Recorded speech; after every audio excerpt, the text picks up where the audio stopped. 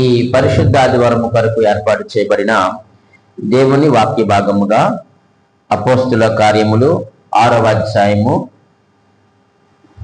మొదటి నుండి చివరి వరకు ఉన్నటువంటి ఈ లేఖన భాగమును మనము ధ్యానం చేద్దామండి. అపోస్తుల కార్యములు 6వ అధ్యాయము మొదటి నుండి 15 వచనములు మన ముందున్నాయి. వాటిని ఆధారం చేసుకొని దేవుని యొక్క వాక్య భాగాన్ని మనము ధ్యానం చేద్దాం. ఎన్నో విషయాలు దేవుడు మనకు పొందుపరిచి ఉంటున్నాడు. అయితే నువ్వే పరిశుద్ధ గ్రంథాన్ని అయితే ధ్యానం చేస్తా ఉన్నావో ఆ పరిశుద్ధ గ్రంథములో ఒక విషయాన్ని మనం సరిగ్గా అర్థం చేసుకోవాలి అంటే ఆ పరిశుద్ధ గ్రంథములో ఆ సందర్భమును గురించి మొదట ఎక్కడ రాయబడి ఉందో ఆ స్థలములకు వెళితే మనము ఏ విషయాలైతే ధ్యానం చేయబోతా ఉన్నామో ఆ విషయాలు మనకు చక్కగా అర్థమవుతాయి. ఆ మూలంలోనికి వెళ్ళి మనము ఆలోచన చేయవలసిన అవసరం ఉంది. ఉదాహరణకు మనము పరిశుద్ధ గ్రంథంలో ఆరాధన కొరకు మనము ధ్యానిస్తా ఉన్నప్పుడు దాని మూలం ఎక్కడో మనకు తెలియాలి. ఆ మూలం ఎక్కడ అనంటే ఆదికాండము 22వ అధ్యాయంలోనికి మనం వెళ్తే ఆరాధనకు మూలము మనకు అక్కడ అర్థమవుతుంది. అలాగే ప్రియమైన వాళ్ళరా, ధర్మశాస్త్రము గూర్చి మనం ఆలోచన చేస్తూ ఉన్నప్పుడు దానికి ఉన్న మూలం ఎక్కడ అని మనము ఆలోచన చేస్తే నిర్గమాకాండము 24వ అధ్యాయంలో మనకు ధర్మశాస్త్రమును గూర్చిన మూలం అక్కడ మనకు దొరుకుతుంది. అలాగనే యాజకుల గురించి మనం ఆలోచన చేస్తూ ఉన్నప్పుడు దాని యొక్క మూలములోనికి మనం వెళ్ళినప్పుడు యాజకుల గురించి మనకు తెలుస్తుంది. ఆ మూలం ఎక్కడ అంటే ఆ లేవియా కాండము 9-10 అధ్యాయాలలో అక్కడ యాజకుల కొరకు చాలా స్పష్టంగా రాయబడి ఉంటుంది. అయితే ఈ రోజు ప్రియమైన వాళ్ళరా, పరిచారకుల గురించి మనం ఆలోచన చేస్తూ ఉన్నప్పుడు అపోస్తుల కార్యములు 6వ అధ్యాయములో అక్కడ పరిచారకుల ఏర్పాటు లేక పరిచారకుల యొక్క ఎన్నిక లేక నియామకం మనకు చాలా స్పష్టంగా కనిపిస్తూ ఉంది. పరిచారకుల యొక్క పనితనం యొక్క అర్థము 6వ అధ్యాయంలో మనకు చాలా స్పష్టంగా కనిపిస్తూ ఉంది. మరి అంతకు ముందు పరిచారకులు లేరా? పరిశుద్ధ గ్రంథములు అంటే ఉన్నారు. ఎవరున్నారు చెప్పండి? 6వ అధ్యాయానికి ముందు పరిచారకులు ఎవరు? మన ప్రభువైన యేసుక్రీస్తు వారే. ఎవరు కూడా పరిచారకులు లేరు. మన ప్రభువైన యేసుక్రీస్తు వారే ఆయన పరిచారకుడిగా పరిశుద్ధ గ్రంథములో మనకు కనిపిస్తూ ఉన్నాడు. అయితే 6వ అధ్యాయంలోకి వచ్చిన తర్వాత అపోస్తుల కార్యములు 6వ అధ్యాయంలో అక్కడ పరిచారకుల్ని ఎంపిక చేసుకున్నట్లుగా మనకు కనిపిస్తూ ఉంది. ఆ స్కాలర్స్ ఏమంటారయ్యానంటే ఈ యొక్క అపోస్తుల కార్యములు గ్రంథాన్ని మనం చూస్తూ ఉన్నప్పుడు ఒక్కొక్క అధ్యాయము ఆనాటి సంఘమును ఒక్కొక్క సంవత్సరముగా పరిగణిస్తారు. ఒక్కొక్క అధ్యాయము ఒక్కొక్క సంవత్సరముగా లెక్కిస్తారు ఆదిమ సంఘానికి. ఇప్పుడు అపోస్తుల కార్యములు 6వ అధ్యాయంలోనికి మనం వచ్చినామనంటే అప్పటికి సంఘము వయసు ఎంత? 6 సంవత్సరాలు అంతే కదండి. ఒక్కొక్క సంవత్సరము ఒక్కొక్క అధ్యాయానికి మనం అన్వయించుకుంటే లేక ఒక్కొక్క అధ్యాయాన్ని ఒక్కొక్క సంవత్సరముగా మనం అన్వయించుకుంటే 6వ అధ్యాయం వచ్చేసరికి సంఘము యొక్క వయసు ఎంత?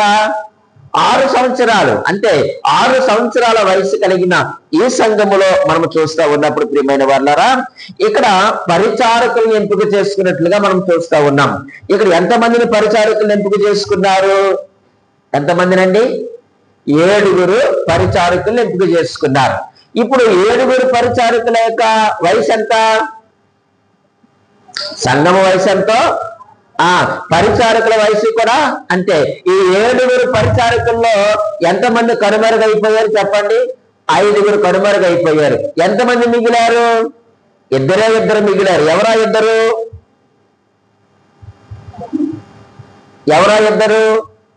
ఒకటి స్టెఫను, రెండవది ఫిలిప్పు. అంతే.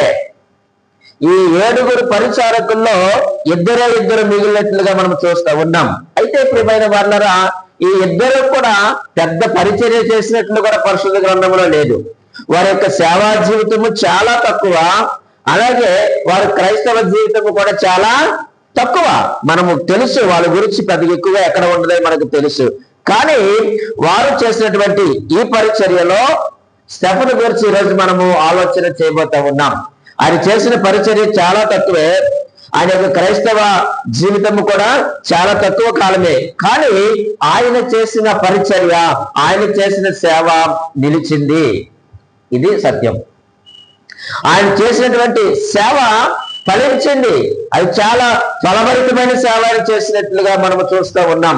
ఆయన చేసిన సేవను బట్టి ఖండాంతరములకు దేవుని యొక్క సువార్త ఏమని చెప్పండి వ్యాపించింది. ఇది కేవలము స్టెఫను చేసిన పరిచర్య వల్ల మాత్రమే. అంత మాత్రమే కాదు ప్రియమైన వాళ్ళరా, ఈ నూతన నిబంధన క్రైస్తవులకు కావలసినంత లిటరేచర్ ఈయన యొక్క పరిచర్య ద్వారా దొరికినట్లుగా మనం చూస్తూ ఉన్నాం. ఆ రోజు ఆయన యొక్క పరిచర్య నిలిచింది, ఈ రోజు కూడా ఆయన యొక్క పరిచర్య నిలిచింది. ఇది స్టెఫనుకు ఉన్నటువంటి గొప్ప విశేషము. ఈ రోజు దేవుని సంఘములో ఏర్పాటు చేయబడిన మనము మన యొక్క పరిచర్య ఏమవ్వాలి? నిలవాలి. మన యొక్క పరిచర్య కూడా నిలవాలి.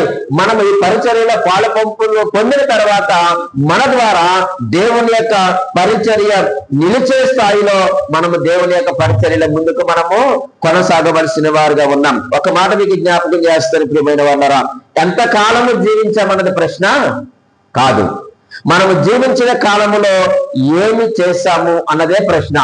నువ్వు ఎంతకాలమైనా జీవించవచ్చు, అది కాదు సమస్య ఇక్కడ. అయితే నీవు జీవించిన కాలములో లేక మనము జీవించిన కాలములో ఏమి చేశాము, లేక మనము జీవించిన కాలములో మన యొక్క పరిచర్యలో ఏమి మిగిలింది అన్నదే ప్రాముఖ్యము అన్న విషయాన్ని మీరు జ్ఞాపకం చేసుకోవలసిన అవసరత ఉంది. అయితే ఇద్దరే మిగిలారు. ఆ ఇద్దరిలో ఒకరి గురించి మనం ఆలోచించేస్తున్నాం. ఎవరు ఆ ఒక్కరు చెప్పండి? స్టెఫను. స్టెఫన్ అంటే అర్థం ఏమిటో మీకు తెలుసండి? కిరీటము అని అర్థం. స్టెఫన్ అంటే అర్థం ఏంటి? కిరీటము. గ్రీక్ భాషలో స్టెఫనాస్ అంటారు, అంటే కిరీటము అని అర్థము. ప్రియమైన వాళ్ళరా, నిజముగా ఆయన మరణము వరకు నమ్మకముగా ఉండి ఆయన జీవ కిరీటమును సంపాదించుకునే స్థాయికి ఆయన నిలిచినాడు. ఆయన పేరుకు తగ్గట్టుగా ఆయన జీవించారు. ప్రియమైన వాళ్ళరా, తన యొక్క జీవితాన్ని ఆ కిరీటము సంపాదించుకున్న స్థాయిలోనే ముగించినట్లుగా మనం చూస్తూ ఉన్నాం. ఈరోజు మనము కూడా దేవుని యొక్క సంఘములో సభ్యులుగా చేర్చబడిన తర్వాత, ఆయన యొక్క పరిచర్యలో మనము పాలిభాగస్తులుగా చేయబడిన తర్వాత, స్టెఫను ఎట్టి రీతిగా అయితే ఆ జీవ కిరీటమును పొందుకునే స్థాయిలో తన యొక్క పరిచర్యను ముగించినారో, నీవు నేను కూడా ఆ స్థాయిలో తన యొక్క పరిచర్యను లేక మన యొక్క పరిచర్యను మనం ఏం చేయాలి చెప్పండి? ముగించవలసిన వారిగా ఉన్నాం. అయితే స్టెఫను గురించి 3 విషయాలు మేము ముందుంచుతాను. ఏమిటి ఆ 3 విషయాలు అని అంటే, స్టెఫను యొక్క పరిచర్య ప్రవేశము. ఏంటండి? స్టెఫను యొక్క పరిచర్య ప్రవేశము అంటే స్టెఫను గారు పరిచర్యలోనికి ఎలా ప్రవేశము చేశారు అన్న విషయాన్ని మనం ఆలోచన చేస్తాము. అలాగే రెండవదిగా స్టెఫను యొక్క పరిచర్య కొనసాగింపు. ఆయన పరిచర్యలో ఎలా కొనసాగాడు, ఎలాగా ఆయన ప్రవేశించాడు, ఆ యొక్క పరిచర్యను ఎలా కొనసాగించాడు. మూడవదిగా స్టెఫను యొక్క పరిచర్య ముగింపు. ఈ 3 విషయాలు మనము ఆలోచన చేద్దాం ఆత్మదేవుని యొక్క నడిపింపు ద్వారా. అయితే మొట్టమొదటి అంశం ఏమిటయ్యా అంటే స్టెఫను పరిచర్య ప్రవేశము. మనం చాలా సార్లు స్టెఫను గురించి విన్నాం కదండి, మనందరికీ కూడా స్టెఫను గురించి తెలుసు. కానీ ఆయన యొక్క పరిచర్య ప్రవేశం ఎలా జరిగిందో మనకు అర్థం కావాలి. ఈరోజు ఆయన ఎలాగ ప్రవేశించాడో అర్థమైతే మనం ఎలా ప్రవేశించామో కూడా మన యొక్క పరిచర్య జీవితం మనకు అర్థమవుతుంది. రెండు ప్రియమైన వాళ్ళరా, ఆయన పరిచర్యలోనికి ఎలా ప్రవేశించాడంటే మొట్టమొదటిగా ఆయన సమస్యలలో పరిచర్యకు వచ్చాడు. ఎలా వచ్చాడైనా? సమస్యల మధ్య ఆయన పరిచర్య వచ్చాడు. సంఘము సుఖముగా ఉన్నప్పుడు ఆయన పరిచర్యకు రాలేదు. సంఘం ఎలాగుందట? సమస్యల మధ్య ఉంది. చూడండి 6వ అధ్యాయము 1వ వచనముల మాటను మనం చూడగలుగుతున్నాం. ఆ దినములలో శిష్యుల సంఖ్య విస్తరించినప్పుడు అనుదిన పరిచర్యలో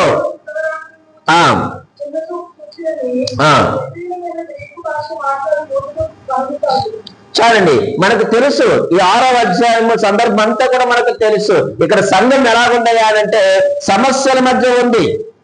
ఆ సమస్య ఏమిటో కూడా మీ అందరికీ తెలుసు.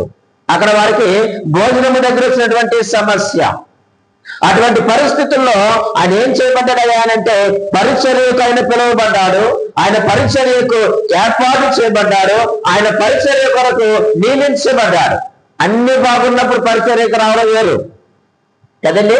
అన్ని సుఖవంతముగా సౌకర్యవంతముగా ఉన్నప్పుడు పరిచర్యకు రావడం వేరు. ప్రియమైన వాళ్ళరా, ఇక్కడ కూర్చున్న మనమందరము కూడా మన సంఘ పరిచర్య సజావుగా వెళుతూ ఉన్నప్పుడు పరిచర్యలో ఉన్న పెద్ద సమస్య ఏమీ కాదు. కానీ ఎప్పుడు సంఘము సమస్యల్లో ఉన్నప్పుడు పరిచర్యలోకి రావడం అనేటువంటిది గొప్ప విషయము. అయితే ప్రియమైన వాళ్ళరా, ఈయన కూడా అనగా స్టెఫెను గారు కూడా ఎప్పుడు వచ్చారయ్యా అంటే సంఘము సమస్యల్లో ఉన్నప్పుడు ఆయన సేవకు పిలువబడ్డట్లుగా మనము చూస్తూ ఉన్నాం. అయితే ఆయన అడుగుపెట్టి ఆయన ఏమీ నిరాశ చెందలేదు. అరే నేను వచ్చేసరికి సంఘం ఏమిటి ఇలా సమస్యల్లో ఉంది, ఇన్ని ఇబ్బందుల్లో ఉంది, ఇన్ని గొడవల్లో ఉంది అని ఆయన ఏమీ కూడా ఆయన నిరాశ చెందలేదు. అన్ని సమస్యలు ఉన్నప్పటికీ ఆ యొక్క సమస్యల్లోనే ఆయన ముందుకు కొనసాగినట్లుగా మనము చూస్తూ ఉన్నాం. అసలు సమస్య ఎందుకు వచ్చింది అని అంటే ఎందుకు వచ్చిందో చూడండి ప్రియమైన వాళ్ళరా. ఎందుకు వచ్చిందట? మొదటి వరుసలో అన్నాడు కదా, ఆ దినములలో శిష్యుల సంఖ్య విస్తరించినప్పుడు. ఎప్పుడైతే సంఘము విస్తరిస్తా ఉందో, సంఘం ఎప్పుడైతే అభివృద్ధి చెందుతా ఉందో ఆటోమేటిక్ గా ఏమొస్తాయి చెప్పండి, సంఘములో సమస్యలు వస్తాయి. ఇది ఉజ్జీవ స్థితి, రివైవల్ స్టేజ్ ఇది. అటువంటి పరిస్థితుల్లో సంఘములో సమస్యలు వచ్చాయి. సమస్య మనకు తెలుసు. అక్కడ సంఘము విస్తరించడానికి గల కారణం ఏమిటి అని అంటే చూడండి, మనకు తెలుసు కానీ ఒకసారి జ్ఞాపకం చేస్తూ ఉన్నాను. 4వ అధ్యాయంలో మనం చూస్తే సంఘము విస్తరించడానికి కారణాలు అక్కడ కనిపిస్తా ఉన్నాయి. 4వ అధ్యాయము చూడండి ప్రియమైన వాళ్ళారా, 33వ వచనం నుంచి చదువుతూ ఉన్నాను. ఇదియు గాక అపోస్తలులు బహుబలముగా ప్రభువైన యేసు పునరుద్ధానమును గురించి సాక్ష్యం ఇచ్చిరి. దైవ కృప అందరి యందు అధికముగా ఉండెను. భూములైనను ఇండ్లనైనను కలిగిన వారందరూ వాటిని అమ్మిన వాటి ధర తెచ్చి అపోస్తుల పాదముల యొద్ద పెట్టి వచ్చిరి. వారు ప్రతి వానికి వాని అక్కడ కొలది పంచిపెట్టేది కనుక వారిలో ఎవరికి కొదువలేకపోయాను. ఈ మాటలు మనం చూస్తూ ఉన్నప్పుడు దేవుడు అక్కడ సమృద్ధినిచ్చాడు. ఆ సమృద్ధిని బట్టి సంఘం ఏమవుతా ఉన్నాయంటే విస్తరిస్తా ఉంది. సమృద్ధిని బట్టే కాదు ప్రియమైన వాళ్ళారా, సంఘం విస్తరించడానికి గల కారణం ఏమిటంటే సంఘం మధ్యలో దేవుని వాక్యము గొప్పగా ప్రకటించబడుతుంది కదండి. దేవుని యొక్క వాక్యం ఏం చేయబడుతుందట? ఇదిగాక అపోస్తలులు బహుబలముగా ప్రభువైన యేసు పునరుద్ధానమును గురించి ఏం చేస్తున్నారట? సాక్ష్యమిస్తా ఉన్నారట. దేవుని యొక్క వాక్యము బహుబలముగా ప్రకటించబడతా ఉంది. అంత మాత్రమే కాదు ప్రియమైన వాళ్ళారా, దైవ కృప అందరి ఎడల ఎలాగుందట? అధికముగా ఉంది. దేవుని యొక్క వాక్యము ప్రకటించబడుతూ ఉండగా సంఘము నానాటికి అభివృద్ధి చెందుతా ఉంది. వారు వాక్యం పట్ల ఆసక్తిని చూపిస్తా ఉన్నారు. వాక్యం పట్ల విశ్వాసం కలిగి దేవుని యందు భయభక్తులు కలిగి వారు ఆధ్యాత్మికంగా అభివృద్ధి చెందుతుండగా సంఘం అభివృద్ధి చెందుతా ఉంది. అలాగనే వారు అభివృద్ధి చెందుతున్న సమయంలో దైవ కృప వారందరి ఎడల బహుబలముగా ఉన్న కారణం చేత ఆనాడు ఆదిమ సంఘము బహుగా విస్తరిస్తా ఉంది. అంత మాత్రమే కాదండి, సంఘము విస్తరించడానికి మరొక కారణం ఏమిటయ్యానంటే వారి దగ్గర దాతృత్వము కూడా ఉంది. వారికి కలిగిన భూములను, ఇండ్లను, స్థలాలను అన్ని ఏం చేస్తున్నారయ్యారంటే అపోస్తలుల పాదాల దగ్గర పెడతా ఉన్నారు.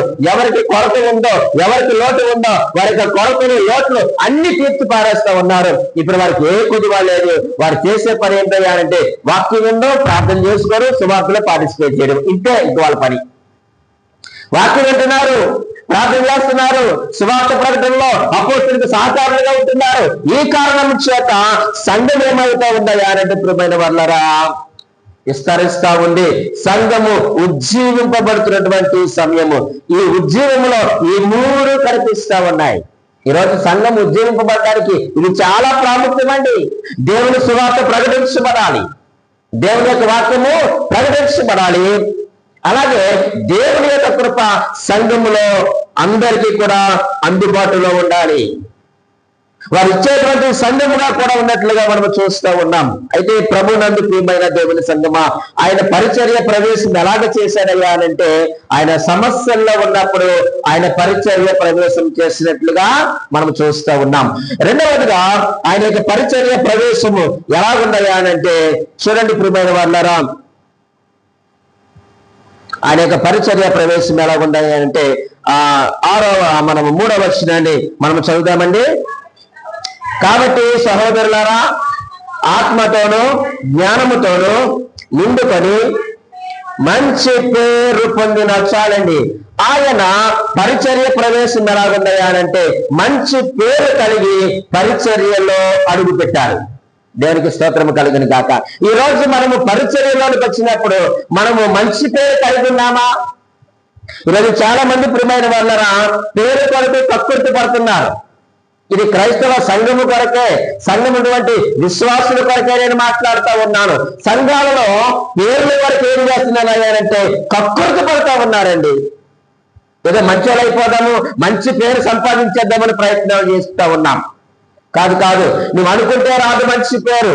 ఏదో సాలువాలు కప్పితే మంచి పేరు రాదు, 4 దుప్పట్లు పంచితే మంచి పేరు రాదు. నేను పంచొద్దు ఏం చెప్పడం లేదు ప్రియమైన వాళ్ళారా. నీవు సంఘములో, సంఘ పరిచర్యలో మనము చేర్చబడాలి అంటే, ప్రవేశం కలిగి ఉండాలి అంటే మనకు మంచి పేరు అవసరమే.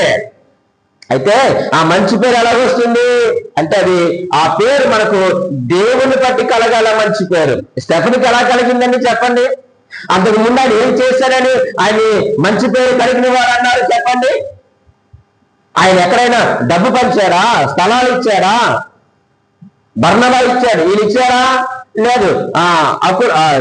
అననీయ సప్పీరా వారు స్థలం ఇచ్చారు. అయితే వాళ్ళు వెనక్కి పోయారనుకున్న తర్వాత సంగతి. కానీ ఇలా కొంతమంది స్థలాలు ఇచ్చిన వారి పేర్లు ఉన్నాయి, కానీ ఈయన ఏమి ఇచ్చారు? ఏం పంచి పెట్టారు? 1 ఎకరం భూమి ఇచ్చారా? లేదు. కానీ ఈయనకేముందట? మంచి పేరు ఉంది. మంచి పేరు అంటే అది దేవుని బట్టే రావాలి, దైవిక లక్షణాలు బట్టి రావాలి. స్టెఫెన్లో లక్షణాలు ఉన్నాయి. ఈరోజు నువ్వు దేవుని సంఘంలో ఒక పరిచారకుడిగా కావచ్చు, సంఘ పెద్దగా కావచ్చు, కాపరిగా కావచ్చు, నీవు నిలిచినప్పుడు ప్రియమైన వాళ్ళరా దైవిక లక్షణాలు బట్టి పలానా వ్యక్తి మంచివాడు అని అనిపించుకోవాలి తప్ప మనమేదో చేస్తే మనకు మంచి పేరు రాదు. మంచి పేరు అన్నది అది దేవుని బట్టి రావాలి, దైవిక లక్షణాలు బట్టి రావాలి. 3వదిగా ప్రియమైన వాళ్ళరా దైవిక అలవాటులు బట్టి ఇవి కలగాలి. ఈరోజు నువ్వు సంఘములో పని చేయాలంటే మంచి పేరు ఉండాలి. నువ్వు సంఘము గడపలు పని చేయాలన్నా మంచి పేరు ఉండాలి. చూడండి, తిమోతి సంఘము గడపలు పని చేయడానికి ఆయన మంచి పేరు కలిగిన వాడుగా మనం చూస్తాం. 6వ అధ్యాయము మనం చదివిన 6వ అధ్యాయము 3వ వచనములో ప్రియమైన వాళ్ళరా మంచి పేరు కలిగినటువంటి మన ఎవరు స్టెఫెన్ కొరకు మనం చూస్తాము. అలాగే మంచి పేరుటువంటి తిమోతి కొరకు కూడా మనము దేవుని యొక్క వాక్యములో మనం చూస్తాం. ఈ రోజున సంఘములో పనిచేయాలన్నా, సంఘము వెలుపల పనిచేయాలన్నా ఏముండాలంటే మనకు మంచి పేరు ఉండాలని దేవుని యొక్క వాక్యం ద్వారా తెలియజేస్తా ఉన్నాను.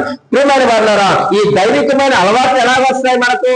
అంతే కదండి, దైవికమైన అలవాట్ల వలన మనకు మంచి పేరు వస్తుందని చెప్పారు కానీ పాస్టర్ గారు. ఈ దైవికమైన అలవాట్లు ఏంటి అని అంటే 3 విషయాలు మీకు జ్ఞాపకం చేస్తాను. ఏమిటా 3 విషయాలు అంటే, దేవుని ఆశ్రయిస్తూ బ్రతకడం, ట్రస్టింగ్ గాడ్. దేవుణ్ణి ఆశ్రయిస్తూ లేక దేవుని నమ్ముకుంటూ బ్రతకాలి. ఇది దైవికమైన అలవాటు.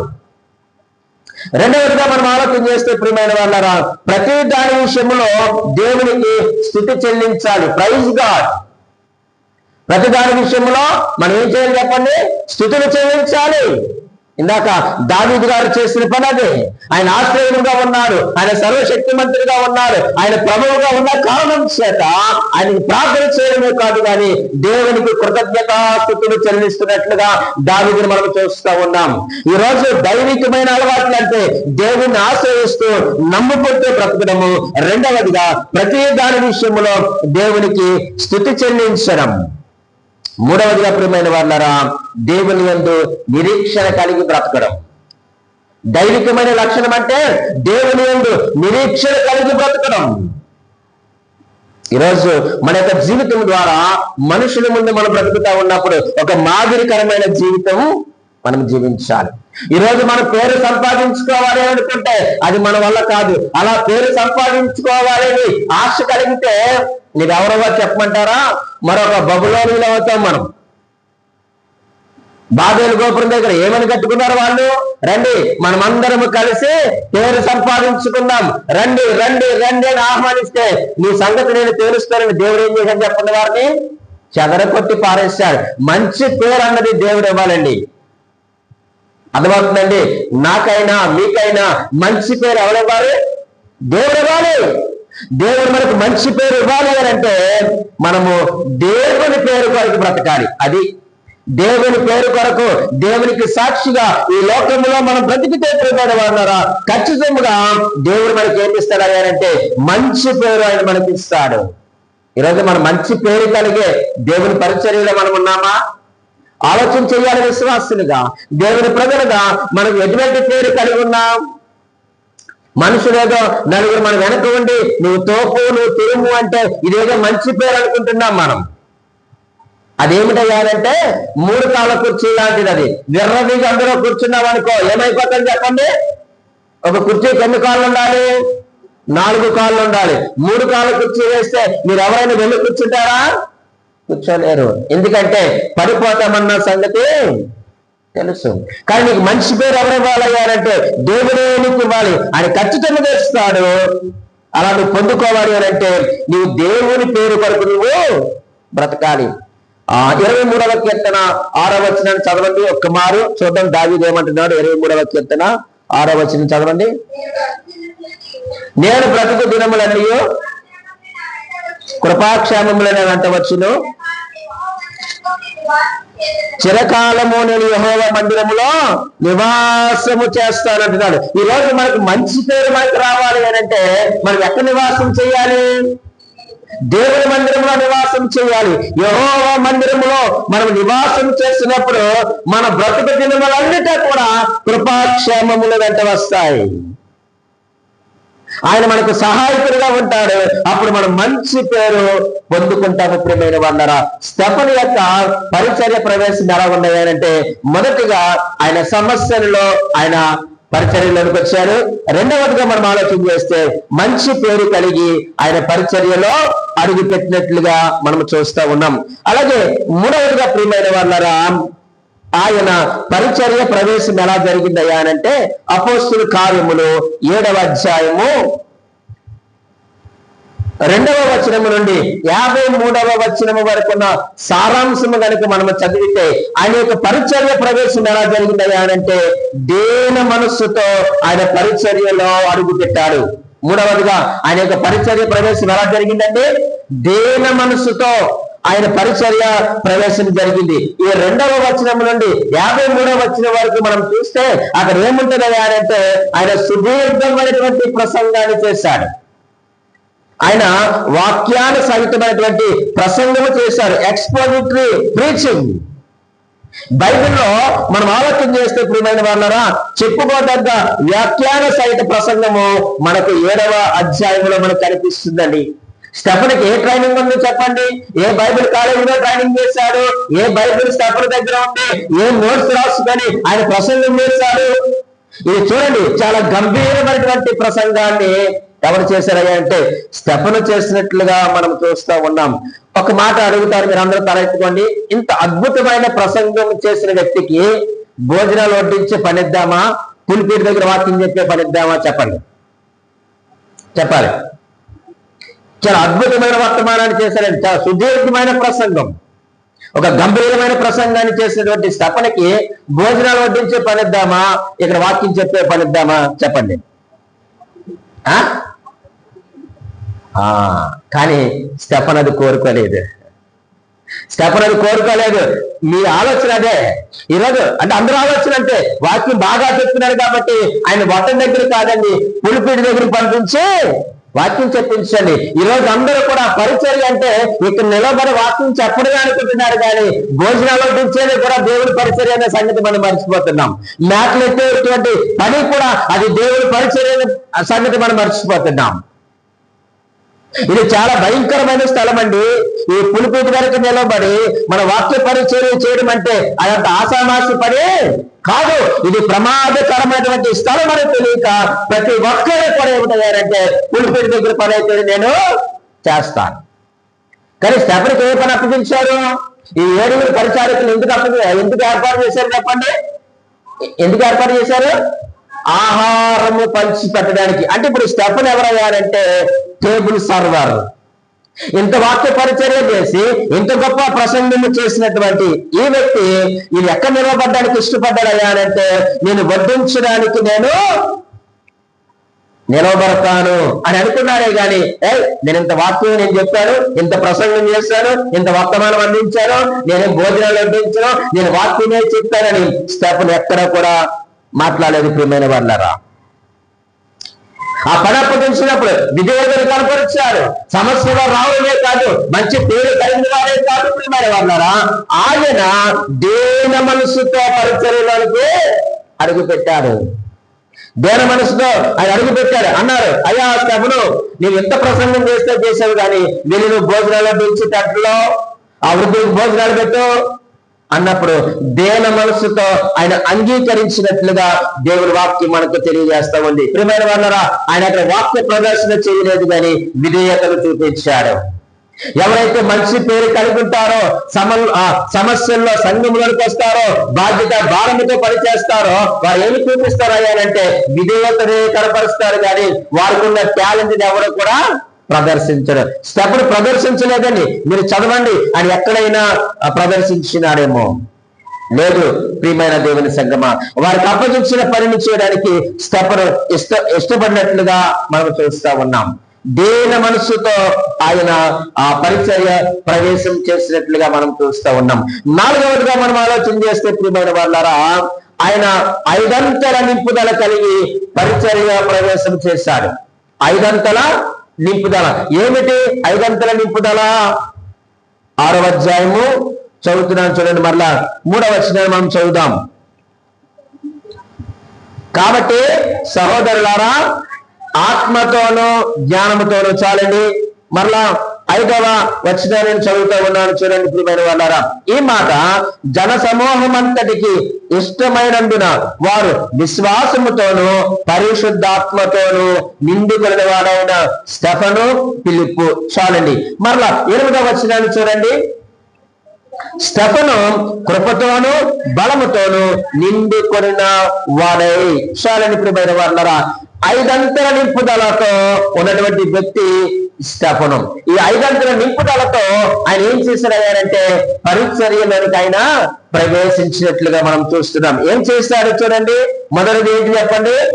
ఆత్మతోను మొదటిది, 2వది జ్ఞానముతోను, 3వది ఏంటి చెప్పండి? విశ్వాసము, పరిశుద్ధాత్మను తీసేందుకు ప్రియమైన వాళ్ళారా. 4వది కృపతోను బలముతోను ఆయన నిండుకొనిన వాడే 5 అంతల నింపుదల కలిగి ఆయన పరిచర్య ప్రవేశం చేసినట్లుగా మనం చూస్తా ఉన్నాం. ఒక మాట నన్ను అడగనేమండి ప్రియమైన దేవుని సంగమా, మనం ఎందుకు నింపుదల లేకుండా పోయింది? స్టెఫెను ఈ 5 అంతల నింపుదలతో ఉన్నాడే, ఈరోజు సంఘంలో ఉన్నటువంటి మనకు ఎందుకు నింపుదల లేదు? ఎందుకు మనం వీటి చేత మనం నింపబడలేదు? మరి దేవుడు పక్షపాత? రోమిలికి రాసిన పత్రిక 2వ అధ్యాయము 11వ వచనములో మనం చూసినట్లయితే ప్రియమైన వాళ్ళారా, దేవునికి పక్షపాతము లేదు.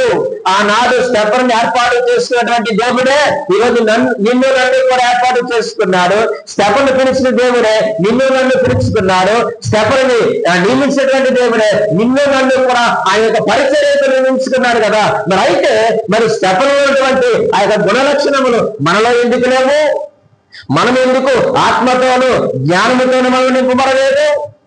మనం ఎందుకు విశ్వాసముతో నింపబడలేదు? మనం ఎందుకు కృపతోను బలముతోను నింపబడలేదు? ఈరోజు ఎప్పుడైనా ఆలోచన చేశావా? స్టెఫెను మరి మనం ఎందుకు ఈ యొక్క 5 అంతల నింపుదలతో దేవుని యొక్క పరిచర్యలో మనం కొనసాగలేకపోతున్నామయ్యానంటే స్టెఫెను నింపబడ్డానికి ఒకే ఒక కారణం అండి. ఏమిటి ఆ కారణమయ్యానంటే స్టెఫెను దేవునికి అందుబాటులో ఉన్నాడంతే. ఇంక కారణం ఏమీ లేదు. స్టెఫెను దేవునికి ఎలాగున్నాడు? అందుబాటులో ఉన్నారు. ఈ రోజు ఎవరైతే దేవునికి అందుబాటులో ఉంటారో, మనం చదివిన 23వ కీర్తన 6వ వచనం అదే, చిరకాలము యెహోవా మందిరములో నేను నివాసము చేస్తాను, నేను నివసిస్తాను. ఎవరైతే దేవునికి అందుబాటులో ఉంటారో, ఎవరైతే దేవునితో సహవాసం కలిగి ఉంటారో, ఎవరైతే దేవునితో సమ్మేళనమై ఉంటారో, ఖచ్చితంగా దేవుడు వారిని ఏం చేస్తారు అంటే ఆశీర్వదిస్తారు. వారిని దీవించేటువంటి దేవుడు ఆయన. విశ్వాసముతో ఆయన నిన్ను నింపుతాడు, ఆత్మతో నింపుతాడు, జ్ఞానముతో నింపుతాడు, ఆయన యొక్క కృపతోను నింపుతాడు, ఆయన యొక్క బలముతోను నిన్ను నింపేటువంటి దేవుడు. కాకపోతే ఈ రోజు మనం ఏం చేస్తున్నామయ్యారంటే ఆయనకు దూరంగా మనం పారిపోతా ఉన్నాం. ఆయనకు దూరంగా మనం పారిపోతా ఉన్నాం. మన యొక్క బల ప్రదర్శన చూపిస్తున్నాం దేవుడి దగ్గర, నీ టాలెంట్ దేవుడి దగ్గర చూపిస్తున్నాం. అయ్యా అమలారా, మన టాలెంట్ దేవునికి అవసరం లేదు. నీ టాలెంట్ నా టాలెంట్ దేవునికి అవసరం లేదు. మరి ఏం కావాలి అంటే దేవుని టాలెంట్ మనకి ఇవ్వాలి అంటే మనం దేవునికి అందుబాటులో ఉండాలి. దేవునికి మనము అందుబాటులో ఉండాలి. దేవునికి అందుబాటులో ఉంటే అప్పుడు మనకు మంచి పేరు వస్తుంది. దేవునికి మనం అందుబాటులో ఉంటే సంఘము ఎన్ని సమస్యల్లో ఉన్నా కానీ ఆ సమస్యలను పరిష్కరించే దిశగా దేవుడు నిన్ను నన్ను ఏం చేస్తాడు చెప్పండి, నడిపించుకుంటాడు. ఆ రోజు సంఘము కృపతో అది నింపబడి ఉంది. సంఘము దేవుని వాక్యము చేత బహుబలముగా నింపబడి ఉంది. కాబట్టి శిష్యుల యొక్క సంఖ్య విస్తరిస్తూ ఉంది. వారికి పరిచర్య వ్యాపకము తప్ప రెండవ వ్యాపకమే వారికి ఏమీ కూడా లేదు. ఎందుకని అంటే వారికి సమృద్ధి ఉంది. వారికి ఏముందండి? వారికి సమృద్ధి ఉంది. సమృద్ధి ఉండడానికి కారణం ఏమిటంటే దేవుని వాక్యం వారి మధ్య పనిచేస్తా ఉంది. దేవుని కృప వారిని బలపరుస్తూ ఉంది. వారి యొక్క భౌతికమైన ప్రతి అవసరతను, ప్రతి అక్కరతను దేవుని కృప వారికి తీర్చుచుండగా వారికి లోటు లేదు. దేవుని యొక్క పరిచర్యలో వారు విరివిగా వాడబడతా ఉన్నారు. కాబట్టి సంఘం అభివృద్ధి చెందుతా ఉంది. ఒక భక్తుడు అన్నాడు, సంఘం అభివృద్ధి చెందుతా ఉన్నప్పుడు సనుగులు ప్రారంభమవుతాయట. సంఘం అభివృద్ధి చెందినప్పుడు ఏమవుతుంది చెప్పండి? సనుగులు వస్తాయి. కుర్చీ ఇవ్వలేదనో, ప్లేస్ ఇవ్వలేదనో, లేకపోతే ఇక్కడ వాకింగ్ చెప్పే అవకాశం ఇవ్వలేదనో, లేకపోతే కానుకలు లెక్క పెట్టే అవకాశం ఇవ్వలేదనో, లేకపోతే భోజనం దగ్గర తక్కువ వచ్చిందనో పెరుగుతుంది కదండి. మనము అభివృద్ధి చెందే కొలది సంఘంలో ఏవో చిన్న చిన్న సమస్యలు వస్తా ఉంటాయి. అవి వచ్చినప్పుడు వాటిని చూసి నిరాశ చెందకూడదండి. స్టెప్ను ఎక్కడా కూడా నిరాశ చెందలేదు, వెనకడుగు వేయలేదు, కానీ ముందడుగు వేశాడు. ఆయన చాలా టాలెంట్ ఉన్నవాడే, వాక్య పరిజ్ఞానం కలిగిన వాడే. కానీ ప్రియమైన వాళ్ళరా, ఆయన ఎక్కడ కూడా ఆ యొక్క వాక్య ప్రదర్శనను చేసినట్లుగా దేవుని వాక్యంలో లేదు. అదే మనమైతే మనం చాలా మన యొక్క టాలెంట్ మనం ఏం చేస్తామయ్యా అంటే కనపరుచుకుంటాం. ఆయన దగ్గర బైబిల్ లేదు, ఏ నోటు బుక్ లేదు, ఎక్కడ రాసుకోలేదు. కానీ ఆయన ఏం చేశాడంటే నిలబడి చక్కగా దేవుని యొక్క వాక్యమును ప్రకటించినట్లుగా మనము చూస్తూ ఉన్నాం. ఆయన విధేయతతో అనగా దేని మనసుతో ప్రవేశించాడు, ఐదంతుల నింపుదలతో ఆయన ప్రవేశించాడు. తర్వాత మంచి పేరుతో ఆయన పరిచర్యలో అడుగు పెట్టారు. సమస్యలలో ఆయన పరిచర్యలో అడుగు పెట్టినట్లుగా మనము చూస్తూ ఉన్నాం. నిజమే ప్రియమైన వాళ్ళరా, ఆయన నమ్మకముగా ఆ మరణము వరకు ఆయన నమ్మకముగా పెట్టాడు. ఆ కిరీటం అనేటువంటి పేరుకు తగ్గటువంటి జీవితాన్ని జీవించాడు. పరిచర్య చేస్తున్నట్లుగా మనము దేవుని యొక్క వాక్యములో మనం చూస్తూ ఉన్నాం. ఈ రోజు నీవు నేను కూడా ఆయన సంఘములో మనం చేర్చబడ్డాం. ఆయన సంఘములోనికి మనం పిలువబడ్డాం. ఆయన సంఘములోనికి మనము నియమించబడ్డాం. ఈ వచ్చినప్పుడు నువ్వు ప్రవేశించినప్పుడు పరిస్థితులు ఎలాగున్నాయని వెలుగుదువు. వాటిని చూసి నువ్వు భయపడవద్దు. ప్రభు సన్నిధిలో ప్రార్థన చేయి. ఆయన మనకు సహాయకుడిగా ఉన్నాడు. ఆయన సర్వశక్తిమంతుడిగా ఉన్నాడు. ఆయన సర్వ కృపానిధిగా ఉన్నాడు. ఆయన మనకు క్షేమాధారముగా ఉన్నాడు. ఆయన అంత మాత్రమే కాదు, ఆయన మనలను నడిపించేటువంటి దేవుడిగా ఉన్నారు. ఎప్పుడో తెలుసా, నువ్వు ఆయనకు సమీపముగా, ఆయనకు దగ్గరగా, ఆయన సన్నిధిలో నువ్వు నివసించినప్పుడు ఖచ్చితంగా కృపాక్షేమములు మన వెంట ఉంటాయి. ఆనాడు స్టెఫను బలపరిచిన దేవుడే ఈరోజు నిన్ను నన్ను బలపరుస్తున్నాడు. స్టెఫను ప్రోత్సహించిన దేవుడే నిన్ను నన్ను ప్రోత్సహిస్తున్నాడు. ఆయన పరిచర్యలో సాగిపోదాం. ఆయన యొక్క పరిచర్యలో మనము కొనసాగి ముందుకు వెళదాం. దేవుడి మాటను దీవించి ఆశీర్వదించును గాక. ఆమేన్.